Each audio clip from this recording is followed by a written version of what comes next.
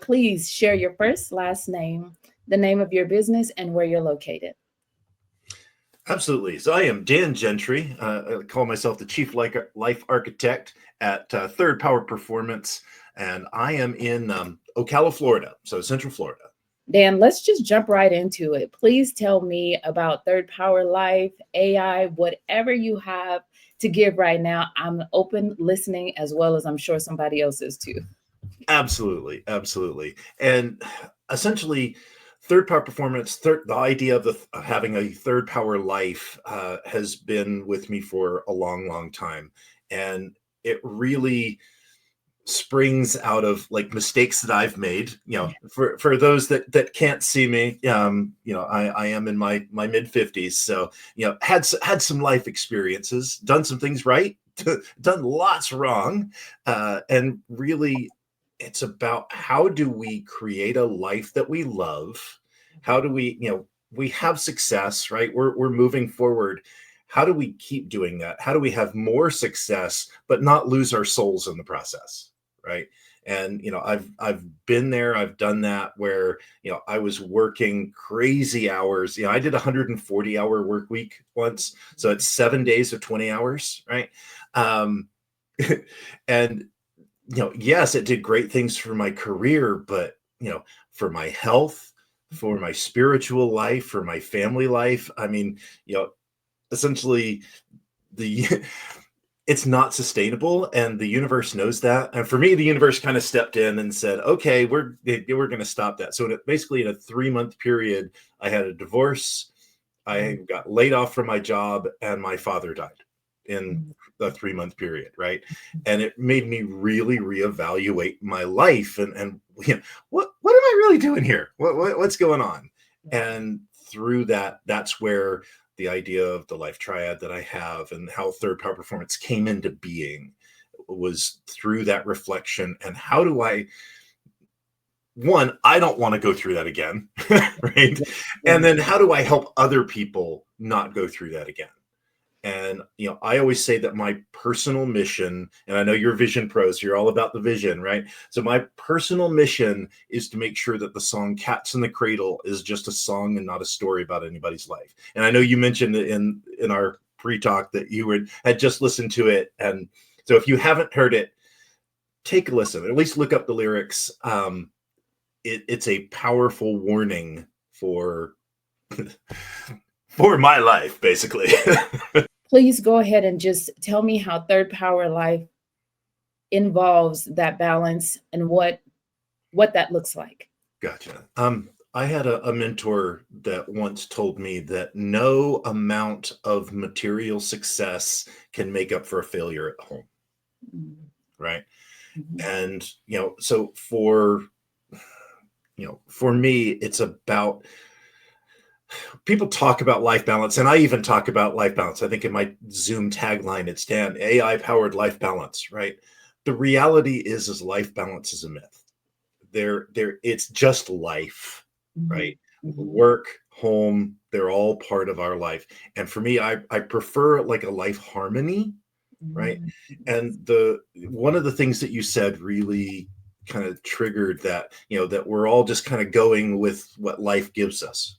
And there's a fantastic book, Napoleon Hill. Most people know him from Think and Grow Rich, but there was a book that came out, Outwitting the Devil, which absolutely fantastic read. Little odd sometimes, but one of the core things there is most of the time we're drifting through life.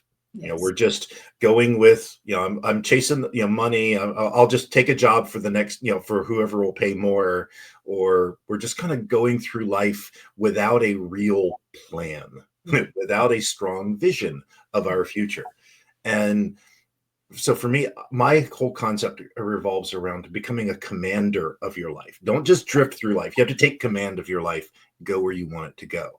So balance, or having that harmony in life, means being aware of where you're going. In my personal, program, I have the life triad. So basically I break life balance down into 9 areas of life that, your spiritual health, your mental health, your physical health, and then, same for relationships, same for money. And the key is that to be aware of all 9 areas of life balance, or however you want to define it, and make sure that everything is handled to your satisfaction. It doesn't mean you need to spend the same amount of time going, taking care of your spiritual life and your mental life and your physical life, right? But it does mean that, am I okay spiritually? Mm-hmm. Am I okay with my relationships? Am I okay with my financial education? Right? And so it's not about being balanced necessarily. It's making sure that it's all taken care of. Yeah. And that's really what I promote a lot. And part of the way that I've done that, because I am a technology geek, right? As we said at the beginning, I wrote my first computer program in 1980. So I've been coding and in the technology world a long, long time. And there are changes that are coming with AI and agents and all of that are dramatically changing our world. And there was a coach that I was talking to, I don't know, it's probably been 6-9 months ago, because I was like, I want to do the technology stuff, but I also want to help people with, the self-improvement. And they're like, why don't you combine it? Yes. And I'm like, one of those, duh, I wish I'd thought of that moments. And so that's what I've kind of, is like, I'm helping people now get up to speed with technology, with AI. Here's how you can save 10 hours a week with AI. But then the key is, and this is where it comes into that balance thing, is the time that that technology is going to save you. Don't just fill it with more BS. Mm-hmm. Fill it with things that are going to be fulfilling. Take those hours and spend it with your kids. Spend it with your relationships. Spend it on making yourself better, self-improvement, that project that you've been really wanting to do, learning a new skill, right? All of these things that we can, how do we make our lives better is what it really boils down to.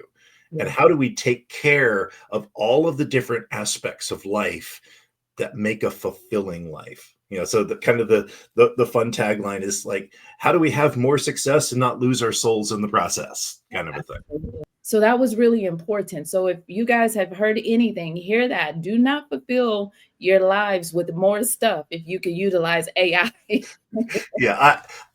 When I'm not speaking on somebody else's platform, I use a little bit more colorful language around that. But here's the thing. As as a solopreneur myself, right? And in the corporate world, in whatever, we do these things that I can get more done, right? And the immediate urge is, well, I'm going to do more and more in this area, right? In my job, in my business. If I saved 5 hours, I got 5 more hours to do business. And sometimes you need that, right? And don't get me wrong, it's not just black and white, but to stop and ask yourself that question. Mm-hmm. And that's what like you said, if you don't take anything else away from this, introspect, look at, where am I going, right? And is that okay? That's kind of a paraphrase. Jim Rohn talks about, you look at the 5 people around you, what are they doing to you, and is that okay, right? Yes. Which is still really good thing. But when we look at the tools that we're using and the systems we're using, and okay, yes, it's making me more efficient. What else am I doing, and is that okay? Where am I spending my time, and is that okay? Right. I want that to kind of be the recurring question, that let's look at what I'm doing, any decision I'm making. And this, being in the vision business, yes. I call it your purpose. What's your purpose? Mm-hmm. When you have a strong vision for your future, a strong purpose, every decision needs to be evaluated against that. Right. I'm trying to change generational habits, the habit of overworking, the whole cats in the cradle thing. That's why I'm here. Right. And so when I'm faced with, do I do a podcast interview? right? Is that going to help me in that vision? And the line from my TEDx talk that was like, it's not just a yeah, right? No maybes. It's either hell yes Yes. or no. Yes. That's Yes. it, right? Yeah. Because here's my thing. Yeah, you could, yeah, maybe it might be. Mm-hmm. I don't want a maybe might be level life. I want a third power life. What's your why? My why, my and again, it comes back to that purpose. And I always tell people this: your why needs to make you cry. Yeah. Because if you don't get emotional talking about why you're doing what you're doing it wrong. Yeah. I'm just saying. But Yeah. for me, it's I mentioned it. It's like I'm changing the world. I'm changing generational habits because here's the thing. I've been, I talk about the cats in the cradle, and you haven't heard it. Guy has a son, and he's too busy working to actually spend time with his son until he retires. And then his son, he's like, hey, I'd love to see you if you don't mind. He said, I'd love to, Dad, if I could find the time, but the new job's a hassle and the kid's got the flu, so it's sure nice talking to you. And it occurred to me that he'd grown up just like me, right? And that's what that song really encapsulates, and that's what I'm trying to change. Is because I've been on both sides. I've been the kid wishing his dad was there, and I was the dad that was working so much I wasn't there. Yeah. And I've realized that, and that the universe kind of made me realize it. Yeah. But I want to change not only my habits and being there for my kids. Both of my boys that live that are still here in the house. I have 5 kids, 3 are older and already have their own families and all of that. But for my sons that are here, I've been there for them, right? And so they understand, because I talk about this. Yes. And they will not do the same mistakes. So I'm now changing it, not just for me, but for them and for their children. So I'm setting the standard for our family that work is not the most important thing in the world. Yeah. And so, again, I call it changing generational habits. Absolutely. So I'm setting that in motion for my family, and I want to set it in motion for yours too, for everybody's. Yes. Yes. Yes, work is important. Yes, financial, wealth is important. For good or ill, you need money to live a good life, right? They say that money won't buy you happiness, but it does keep a lot of misery at bay. Yes. Right? I've met lots of people that have lots of money who are still miserable. So it's not everything, but it does keep a lot of misery at bay. And so for me, that's my why. Yeah. That's, I don't want other people to do the heart-wrenching just mistakes that I've made in my life that, I could go back, if I only knew, right? And that's why I do this. As I want other people to know while their kids are still small. Absolutely. Right? So, absolutely. Yeah. And that was so, I even heard the tone in your voice change when I asked you what's why. And I've never heard it like that. If your why doesn't make you cry, you need to ask, what's your why? What's your true why? And it's an emotional, it's a gut soul kind of thing that one has to search for to actually activate. Why you're doing what you're doing and the journey that you're taking. Just like you said, Dan, you got to figure it out. Yes. Yeah, you do. There is an exercise that I take my coaching clients through that is really, really powerful. You don't need to hire me as your coach to do it. But if you want to, no, just kidding. But I call it the 7 levels deep, right? Okay. And it's, most of us, we have a goal that we want. I want, for my business, I want to make $1 million this year, right? Yeah. Great. Why? Why do you, excuse me, why do you want that? Yeah. Well, I want to be able to have a nice house and a nice car and take care of my family. Awesome. why do you want a nice house? Why do you want a nice car? Right. And keep asking why. Right. And every time I've done it, the first 5 levels are, up here. Yes. It's mental, right? It's, I just, I want the stuff. And then there's a change that usually happens somewhere between step 5 and step 7. Mhm. And, usually the head tilts a little bit and there's a pause and it's like, well, it's because I don't, I didn't have that father figure and there when I was a kid, and I want to make sure that my kids have that, right? And that they're secure in themselves.